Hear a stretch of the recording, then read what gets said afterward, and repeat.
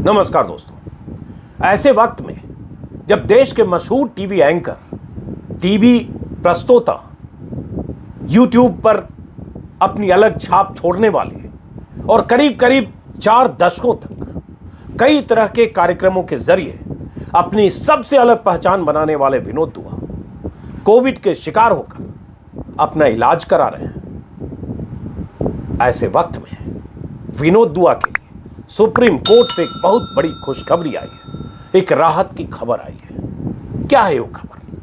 वो ये कि विनोद दुआ के खिलाफ हिमाचल प्रदेश में बीजेपी के एक नेता ने शिमला से कुछ किलोमीटर दूर एक थाने में राजद्रोह की धाराओं के तहत जो मुकदमा दर्ज कराया था, जिस मुकदमे के बाद हिमाचल की पुलिस विनोद दुआ को गिरफ्तार तक करना चाहती थी, दिल्ली में उनके घर पर दस्तक देने भी पहुंच गई थी, उस मुकदमे को सुप्रीम कोर्ट ने रद्द कर दिया है। उस मुकदमे को जो सिर्फ इसलिए उनके खिलाफ दर्ज हुआ क्योंकि विनोद दुआ ने देश के प्रधानमंत्री नरेंद्र मोदी की नीतियों की आलोचना की थी, लॉकडाउन के दौरान मोदी के फैसलों पर सवाल उठाए थे। वो विनोद दुआ जो 4 दशकों तक एक संजीदा टेलीविजन एंकर के तौर पर जाने जाते हैं, जो कभी ऐसी बातें जोर से चिल्लाकर चीखकर या कभी बिलो द बेल्ट वार नहीं करते, वो विनोद दुआ जिन्हें पसंद करने वाले लाखों करोड़ों लोग हैं, वो विनोद दुआ राजद्रोह के मुकदमे को झेल रहे थे। एक दौर में बीते साल गिरफ्तारी की आशंकाओं से परेशान थे, लेकिन उन्होंने अदालत की शरण ली, सुप्रीम कोर्ट का दरवाजा खटखटाया, कई बार सुनवाई हुई, कई बार तारीखें पड़ी। उसके बाद जब फैसला आया तो फैसला न सिर्फ हिमाचल सरकार, उस बीजेपी नेता, बल्कि इस दौर की सरकार के खिलाफ एक बड़ा फैसला है, क्योंकि इस दौर में जो भी सरकार की आलोचना करता है, मोदी की नीतियों पर आलोचना करता है, वो सरकार और सरकार समर्थक लोगों की नजर में देशद्रोही होता है और वो राजद्रोह की धाराओं के तहत बुक किए जाने लायक भी होता है। तो विनोद दुआ के मामले में सुप्रीम कोर्ट ने जो कहा है, हर पत्रकार को संरक्षण का अधिकार है, और सुप्रीम कोर्ट की बेंच ने उनके खिलाफ राजद्रोह के केस को खारिज करते हुए 1962 के एक सुप्रीम कोर्ट के फैसले का ही हवाला दिया है। अब यहां से क्या उम्मीद करेंगे कि सुप्रीम कोर्ट के इस फैसले के बाद कोई नजीर ऐसी बनेगी देश में कि ऐसे लोगों को परेशान करने से पहले, चाहे वो किसी भी तरह की असहमत आवाजें हो, चाहे वो कोई पत्रकार हो, कोई बुद्धिजीवी हो, कोई सामाजिक कार्यकर्ता हो, कोई राजनीतिक कार्यकर्ता हो, कोई नेता हो, किसी एनजीओ से जुड़ा कोई शख्स हो, कोई प्रोफेसर हो, कोई डॉक्टर, कोई भी हो, सरकार के खिलाफ लिखना, बोलना, सवाल उठाना, वीडियो बनाना किसी भी तरह से राजद्रोह की श्रेणी में नहीं आता है, अगर राजद्रोह की परिभाषाओं को समझने की कोशिश करें। और करीब करीब सुप्रीम कोर्ट ने यही कहा है, और ऐसा नहीं है कि सुप्रीम कोर्ट ने आज पहली बार कहा है। 3 दिन पहले भी तेलुगु चैनलों के पर जो केस किया गया, उसकी सुनवाई करते हुए सुप्रीम कोर्ट ने कहा था कि अब समय आ गया है जब राजद्रोह की परिभाषा तय होनी चाहिए। सुप्रीम कोर्ट ने, एक जज ने अभी यह भी कहा कि यूपी में जिस ढंग से तस्वीरें दिखाई गई, उम्मीद करते हैं कि किसी चैनल के खिलाफ राजद्रोह की धाराएं नहीं लगी होंगी, किसी पत्रकार के खिलाफ, लेकिन विनोद दुआ के खिलाफ लगी। विनोद दुआ लगातार लड़ते रहे, सुप्रीम कोर्ट में सुनवाई होती रही और फैसला आया। अब जिस मुकदमे का, जिस फैसले का जिक्र आज सुप्रीम कोर्ट ने किया है, 1962 के जिस फैसले का, वो फैसला क्या था और वो फैसला क्यों अहम है, और क्यों नहीं उस फैसले को बेंचमार्क मानकर आज की अदालतें, चाहे निचली अदालतें हो, चाहे हाई कोर्ट हो, चाहे सुप्रीम कोर्ट हो, लगातार उसी फैसले की रोशनी में अगर निर्देश और फैसले देने लगे तो शायद राजद्रोह की धाराओं के तहत जो मुकदमे दर्ज होते हैं वो कम हो जाए। और क्यों नहीं सुप्रीम कोर्ट के इस निर्देश और फैसले के बाद विनोद दुआ के मामले में सुप्रीम कोर्ट ने जो कहा उस पर अमल करते हुए सरकारें सचेत होकर सोचें कि खामखा किसी पर भी राजद्रोह का मुकदमा नहीं थोपा जा सकता। वो मामला क्या था दोस्तों, और उसके बाद मैं आपको बताता हूं कि मैं क्यों कह रहा हूं कि इस सरकार में 2014 के बाद से देश में राजद्रोह की धाराएं ज्यादा लगाई गई, लोगों के खिलाफ गिरफ्तारियां ज्यादा हुई। इसमें हर वो शख्स शामिल है जिसकी आवाज मौजूदा सरकार के खिलाफ उठी। उसने इतना बड़ा गुनाह नहीं किया कि राजद्रोही घोषित किया जाए। 1962 के फैसले का जिक्र किया सुप्रीम कोर्ट ने, और 1962 का फैसला क्या था, 1962 का मुद्दा क्या था। 1962 में फॉरवर्ड कम्युनिस्ट पार्टी के नेता केदारनाथ सिंह से जुड़ा मामला है। 26 मई 1953 को बेगूसराय में एक जोशीले भाषण में उन्होंने अपराध जांच महकमे और कांग्रेस पार्टी की खूब खिल्ली उड़ाई। गौर से सुनिएगा, कांग्रेस पार्टी की सरकार थी, और इसमें एक दिलचस्प पहलू यह भी है कि बेगूसराय में हुआ था। मैं भी बेगूसराय का रहने वाला हूं। तो बेगूसराय में कांग्रेस पार्टी और सरकार की खिल्ली उड़ाई और कहा कि कांग्रेस को भ्रष्टाचार, कालाबाजारी और निरंकुशता का दोषी ठहराते हुए उन्होंने ऐसी क्रांति का आह्वान किया जो पूंजीपतियों, जमींदारों और कांग्रेस नेताओं को उखाड़ फेंके। तो जब ये केदारनाथ सिंह ने ये भाषण में कहा तो इसे बिहार सरकार ने अपने खिलाफ माना, राजद्रोह माना, और बिहार सरकार ने माना कि ये सरकार के खिलाफ बगावत है, और इसलिए उनके खिलाफ ये मुकदमा चला। और ये लंबा मुकदमा चला 1953 से, और 1962 में इसमें सुप्रीम कोर्ट ने फैसला दिया, मतलब 9 साल बाद। और आज़ाद भारत का पहला चर्चित मुकदमा था। और ऐसा फैसला जिस फैसले के हिसाब से अगर अदालतें चले, सरकारें चले और पुलिस सिस्टम चले, तो ये जो इतने हजारों मुकदमे दर्ज होते हैं जिनके आंकड़े मैं बताने वाला हूं, उसमें से शायद 2-4% ही मामले राजद्रोह की धाराओं में ठहरेंगे। तो इसमें उसके बाद क्या हुआ, सुप्रीम कोर्ट ने अपने फैसले में कहा है, और उसी का हवाला आज सुप्रीम कोर्ट ने विनोद दुआ के मामले में दिया है। उसमें सुप्रीम कोर्ट ने कहा कि लोगों को सरकार के बारे में या उसके कदमों के बारे में आलोचना या टिप्पणी के रूप में जो भी चाहे कहने या लिखने का अधिकार है, जब तक कि वह कानून द्वारा स्थापित सरकार के विरुद्ध हिंसा के लिए या अराजकता के लिए पैदा करने की मंशा से लोगों को उकसाता ना हो। वो कितने भी कठोर शब्दों में सरकार की आलोचना कर सकता है, लेकिन उस पर राजद्रोह का मामला नहीं दर्ज होगा, राजद्रोह की धाराएं उस पर नहीं लगेंगी। ये केदारनाथ सिंह के मामले में सुप्रीम कोर्ट ने 1962 में अपने फैसले में कहा था। लेकिन हो क्या रहा है दोस्तों, अगर हम बीते 6 साल के आंकड़े देखेंगे, उसके बाद मैं थोड़े बैकग्राउंड पे भी जाऊंगा। 2010 से 2020 उस 10 साल के आंकड़े देखें, जिस 4 साल में यूपीए भी थी। और एक बात और, इसमें कोई सरकार इससे अलग नहीं है। यूपीए के दौर में भी हुआ, यूपीए सरकारें जिन राज्यों में है वहां भी हुई, मामले दर्ज हुए। विपक्ष शासित राज्यों में भी मामले दर्ज होते रहे, केरला में भी मामले दर्ज होते हैं।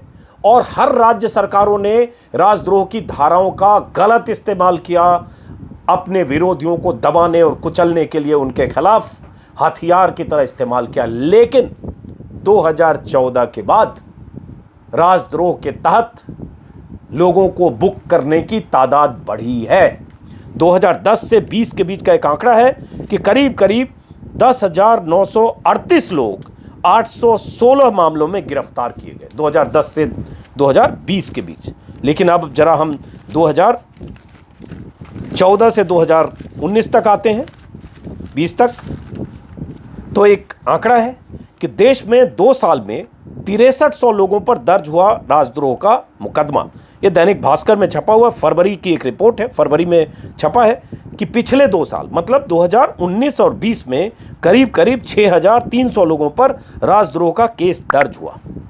और इसी में आंकड़े हैं किस किस तरह के मामलों में ये दर्ज हुआ। और ये राजद्रोह के मामले 2014 से 2020 तक ये बढ़ते रहे, ये ग्राफ बढ़ा है।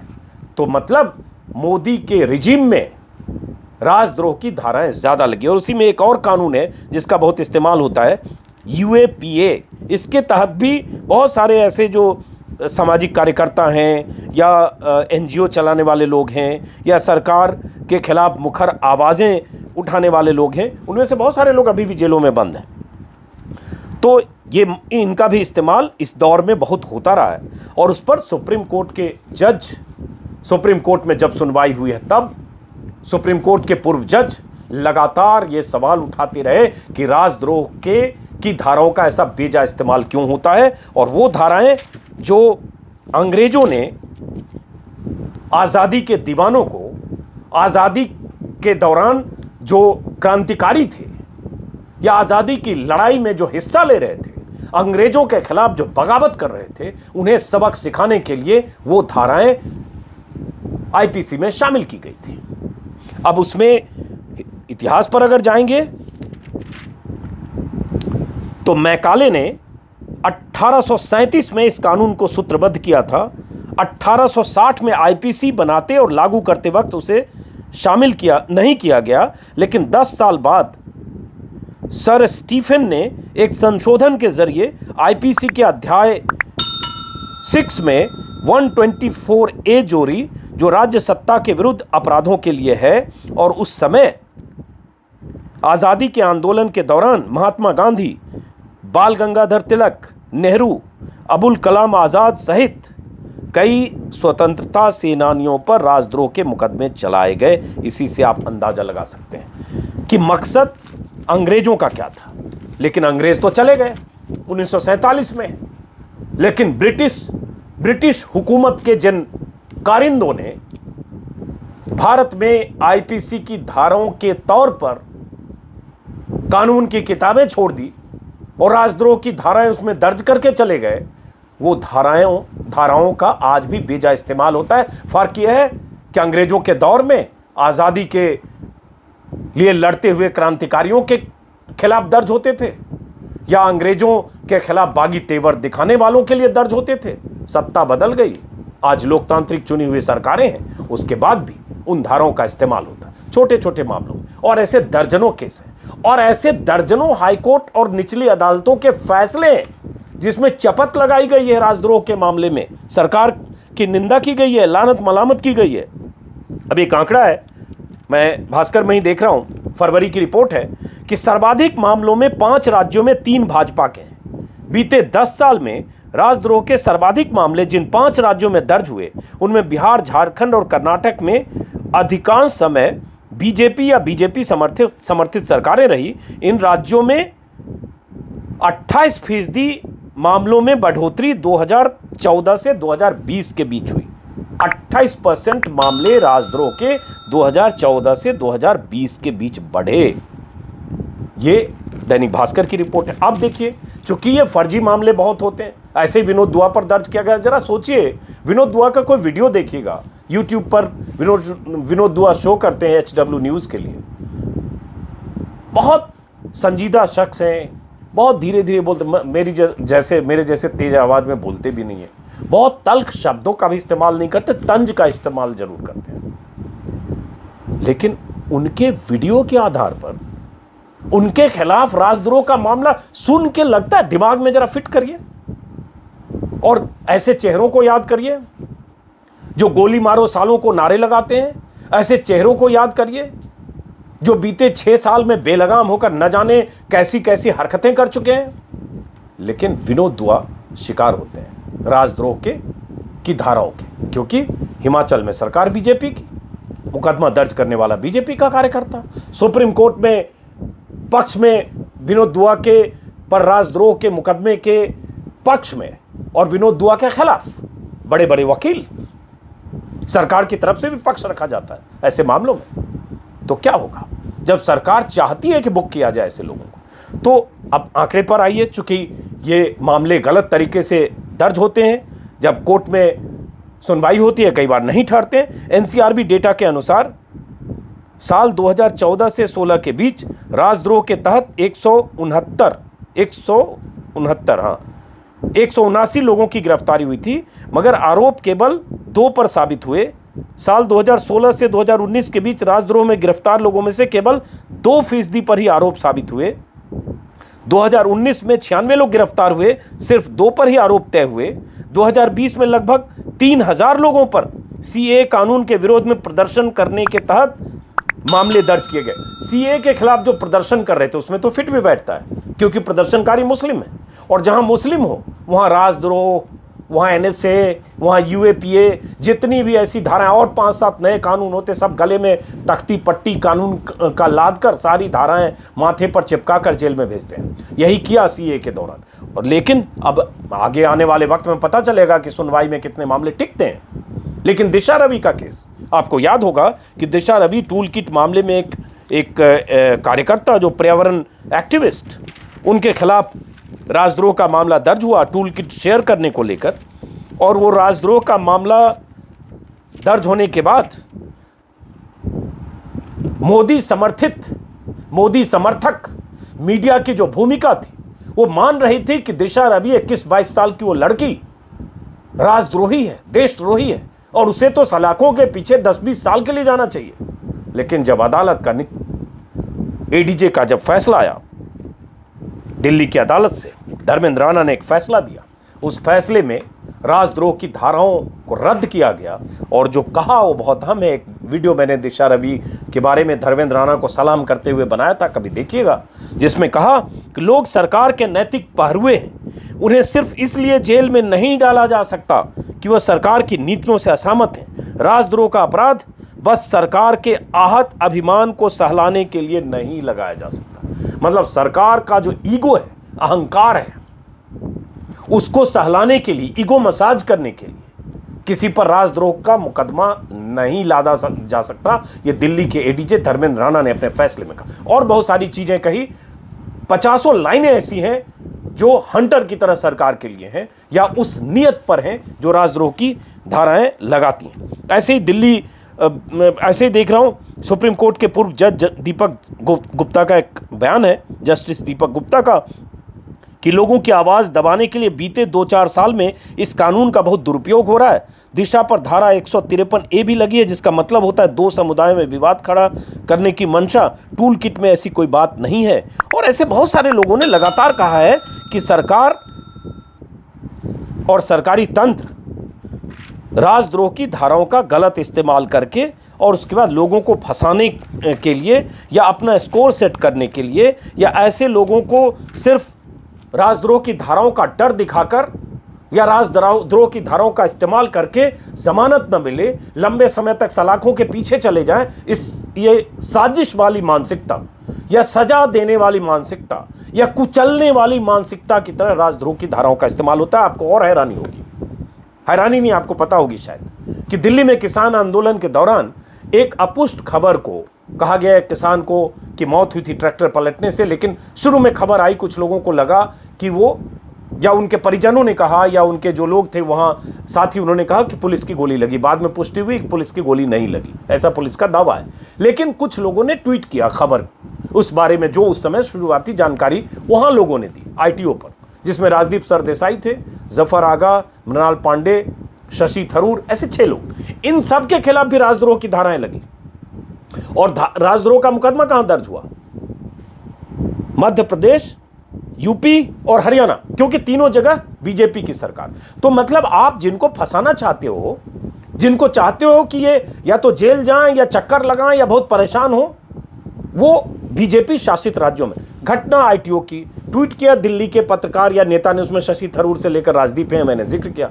और मुकदमा दर्ज हो रहा है यूपी, हरियाणा और एमपी, क्योंकि मकसद ये होता है इन्हें परेशान करो, इन्हें वहां बुलाओ, वहां कोर्ट कचहरी जाए, मुंह काला भी कर सकते हैं बीजेपी वाले, कुछ गुंडे लफंगे आकर, तो इसका इस्तेमाल होता है। और ऐसे बहुत सारे मामले हैं जिसमें अब बिहार में है कि कैसे राजद्रोह में बिहार पुलिस ने 5 नाबालिगों सहित 8 लोगों को राजद्रोह के आरोप में गिरफ्तार किया, क्योंकि उन्होंने एक ऐसे गाने पर नाचा था जिसमें भारत को धमकाया गया था, ऐसा कहना है।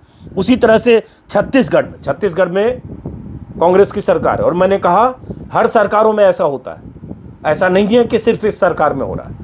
ये कानून जो खत्म होना चाहिए, नए सिरे से परिभाषित होना चाहिए, जो सुप्रीम कोर्ट खुद मान रहा है, तो बेजा इस्तेमाल हर जगह। छत्तीसगढ़ में भी हुआ, 53 साल के एक शख्स पर एक वीडियो के लिए राजद्रोह का आरोप लगाया गया, जिसमें उसने दावा किया था राज्य में बिजली की कमी सरकार और इन्वर्टर कंपनियों के बीच मिलीभगत का नतीजा है। लेकिन खैर, मुख्यमंत्री भूपेश बघेल के दखल के बाद वो हटा लिया गया।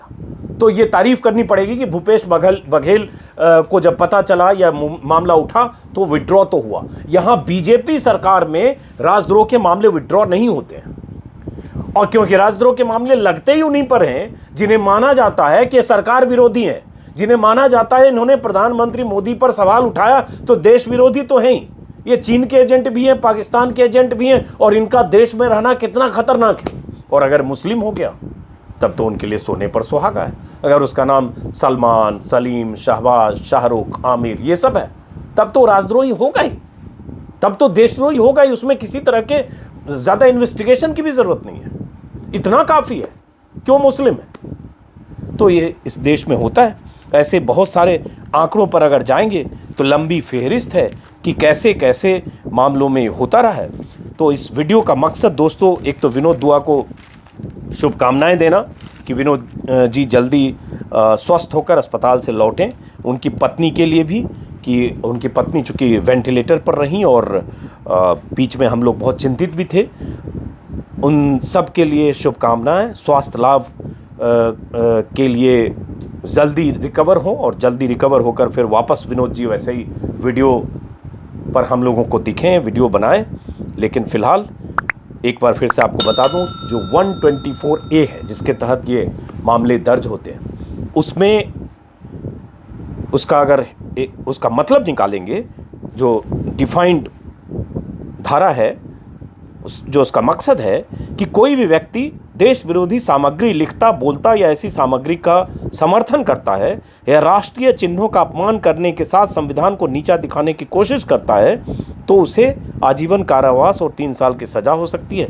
अब मैं इसलिए आखिर में सुना दिया कि विनोद दुआ का चेहरा जहन में रखिए, उनकी छवि, उनका वीडियो, उनका अंदाज़े बयां और 40 साल का उनका जो उन्होंने किया है।